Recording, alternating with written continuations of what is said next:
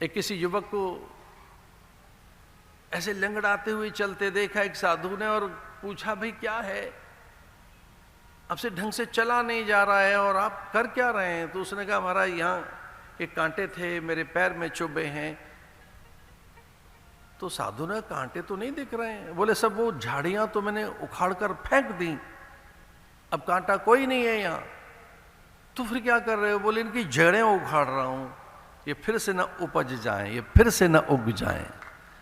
ये कांटे तो थे, अब तो नहीं रहे, पर कांटों की जड़ें तो हैं। तो जड़ों का क्या करोगे? बोले, इन जड़ों का उन्मूलन कर रहा हूं, समूलोच्छेदन कर रहा हूं, इनकी जड़ों पर प्रहार कर रहा हूं, जड़ें भी उखाड़ कर फेंक दी। फिर साधु ने कहा, अब क्या करना है?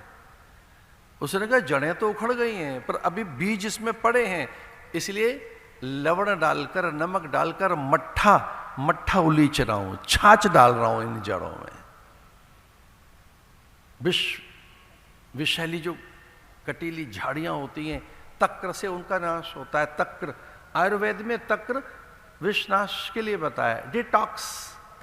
अगर आपको डिटॉक्सिफिकेशन करना है, डिटॉक्सिफाई होना है, डिटॉक्स होना है, आपको भीतर के सारे विष निकालने हैं आपको, तो तक्र बताया है। तक्र माने गाय के दूध से दधी और उससे बना छाछ, यानी मट्ठा, तक्र।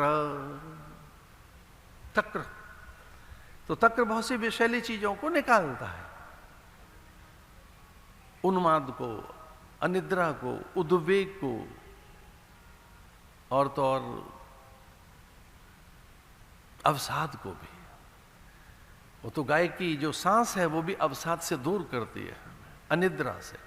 इनफर्टिलिटी हो आप में, आपकी धातुएं, वीर्य, आपके रस, आपके संपूर्ण शरीर की वो पुष्ट करने वाली जो रसायन है, अगर शिथिल हो गई हो, तो गाय के प्राण, गाय की श्वास आपके शरीर को स्पर्श कर सके, उसका गोबर, घृत, दूध, दधी। और तक्र तो बहुत बड़ी चीज है, तक्रम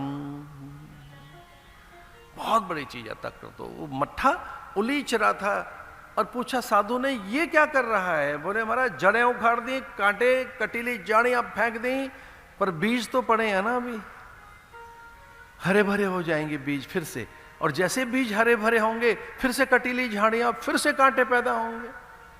मैं बीज भी नाश कर देना चाहता हूं। तो जो विकार है, जो विकृतियां हैं, जो हमें असहज करती है, अशांत करती है, विचलित और व्याकुल करती है, वो वस्तु, उसका बीज का भी नाश करो। और उसका बीज नाश भक्ति से होता है, उसका बीज नाश ज्ञान से होता है, उसका बीज नाश विवेक से होता है। सच मानिए, उसका बीज नाश सत्संग से होता है, सत्संग से होता है।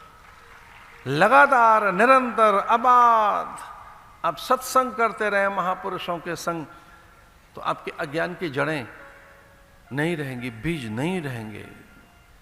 निश्चल तत्वम, निश्चल तत्वे जीवन मुक्त है।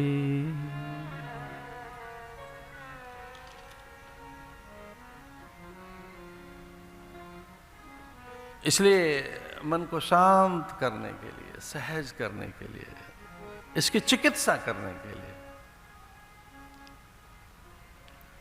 सत्संग किया करो। हम भाग्यशाली हैं,